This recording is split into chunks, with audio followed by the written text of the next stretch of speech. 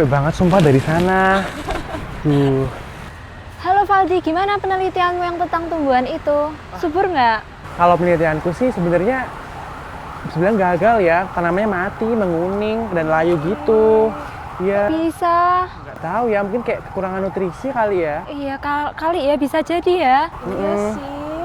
Kamu nggak tahu gitu apa penyebabnya gitu?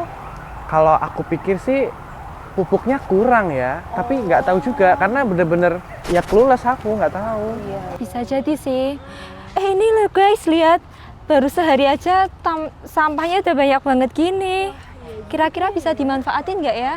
Tapi tahu nggak sih, aku pernah tahu lihat banyak petugas kebersihan yang pada ngumpulin sampah-sampah ini, terus bisa diolah gitu, bisa dibuat jadi pupuk katanya. Gitu. Beneran? Beneran? Iya. BTW di sana ada Bu dosen tuh. Oh Gimana kalau iya. kita datang ke beliau sekaligus tanya-tanya tentang gimana sih pengolahan untuk jadi pupuk? Yuk. Boleh. Oke, yuk.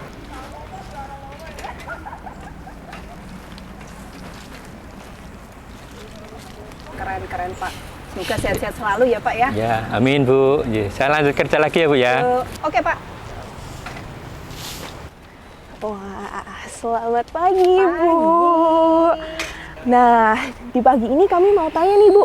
Ibu lagi ngapain sih pagi ini? Aku lagi ngeliatin Pak Danang CS nih, lagi nyapu di Jatabi. Oh gitu Bu. Nah kami penasaran nih Bu.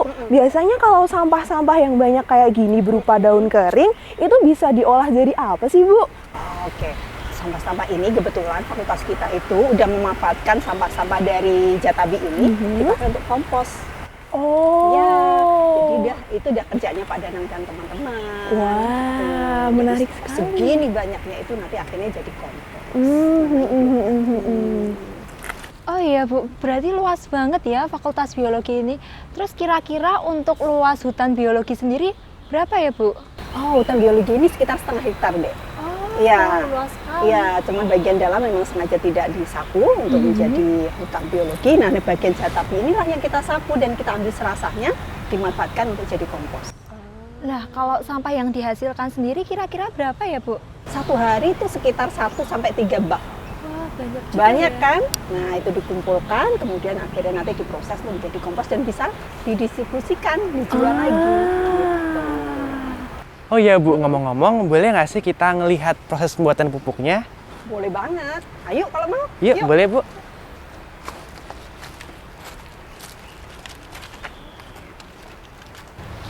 Nah, inilah anak-anak bak penampungannya, Nak. Jadi ada beberapa tuh, 1, 2, 3. Kebetulan lagi ada Iya, sampahnya kan di dalam. Ya kan? Iya, ini ada samanya guys. Oh ya Bu, kalau gitu kita boleh tahu nggak sih Bu proses-prosesnya setelah dari bak sampah ini? Santai saja. Jadi setelah Pak Danang CS tadi nyapu tuh, dikumpulin, masukin ke bak, 1 sampai 3 bak tadi, dikumpulin lah di sini. Kemudian dirajang. Kita punya alat perajangnya. Ada alatnya? Yes, Iya. kita punya. Nah setelah itu kita berikan mikrobia pendegradasi. Ya, kita bisa pakai M4 juga bisa, kita bisa pakai bio fertilizer juga bisa, yang notabene punya 9 spesies pendegradasi sampah ini. Nah setelah itu ditutuplah pakai terpal setelah diberikan mikrobia. Nah setiap 2 hari sekali bisa dibalik ya, tapi setelah itu harus ditutup lagi, ditunggu sampai 2 bulan, komposnya jadi. Oke.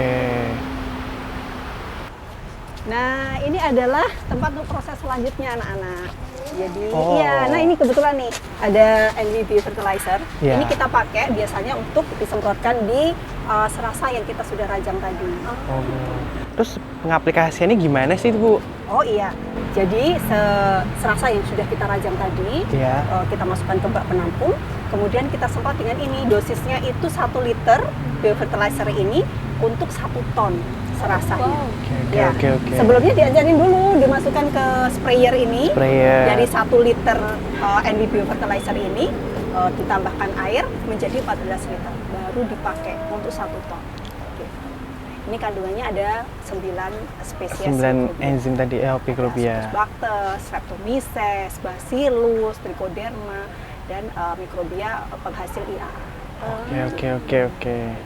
Terus Bu, untuk daunnya tadi serasanya itu kenapa sih harus dipotong Bu? Oh iya, jadi pemotongan itu sebetulnya adalah membantu si mikrobia ini untuk mendegradasi si sampah-sampah itu. Karena kan di daun-daun itu juga ada penebalan lignin kan, Iya. sebenarnya juga ada ya lignin. kan. Nah itu kan menghambat masuknya si mikrobia ke dalam selnya.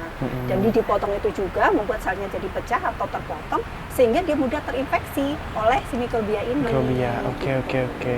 Nanti lebih cepat gitu ya Bu ya? Betul, mempercepat. mempercepat. Sebenarnya bisa juga daun masih utuh juga bisa, tapi prosesnya akan lebih panjang. Lebih panjang. Nah, pupuk kompos itu dinamai bioverti, Nak. Kalau untuk manfaat dan kandungan bioverti sendiri apa ya Bu? Ah iya, jadi seperti juga mikrobia yang dikasihkan ke serasah itu, kandungannya juga sama. Jadi ada N-nya, P, K, kemudian ada unsur mikro lainnya. Unsur mikro ini tergantung serasah yang kita jadikan sebagai pupuk kompos itu, gitu. Nah, kesemuanya itu adalah nutrien untuk tanaman kita. Bisa juga dilakukan diberikan di lahan, bisa juga untuk media tanam di dalam pot.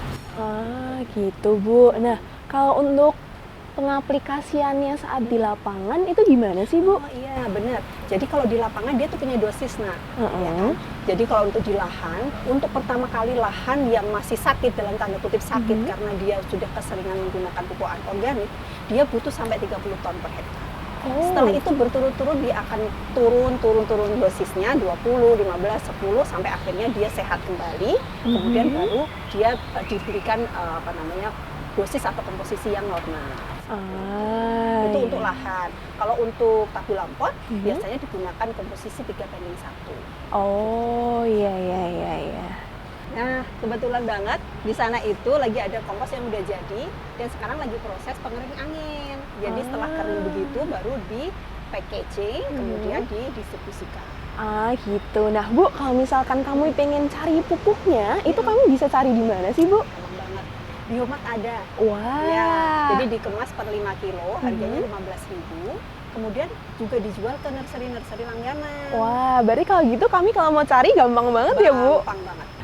Valdi, tadi kan kamu cerita ke kami kan kalau katanya penelitian kamu itu layu ya? Oh iya, bener juga ya. Berarti kayak bisa nih ya pakai bioverti ya? Nah, bener banget nih. Oh iya. Cobain deh pakai bioverti yuk. Kalau gitu, terima kasih ya Bu atas penjelasannya. Kami bertiga mau ke Biomart nih untuk beli biovertinya gitu. Oke Bu, dadah. Dadah Bu, makasih. Sama-sama.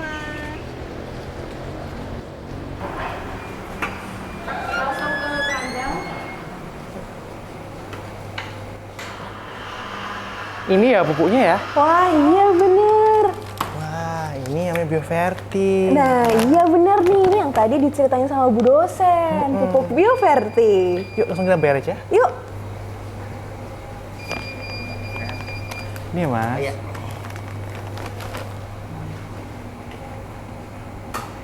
Rp15.000. Oke, udah ya Mas? Iya, terima kasih. Oke, yuk dibawa.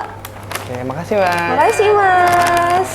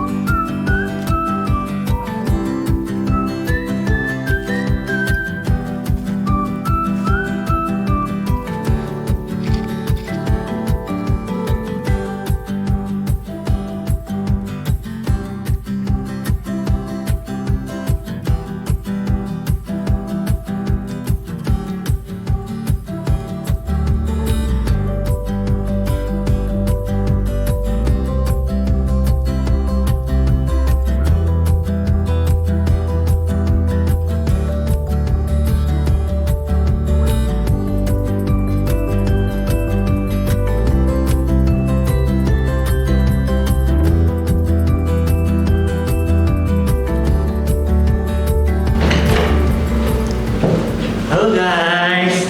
Hai. Waduh.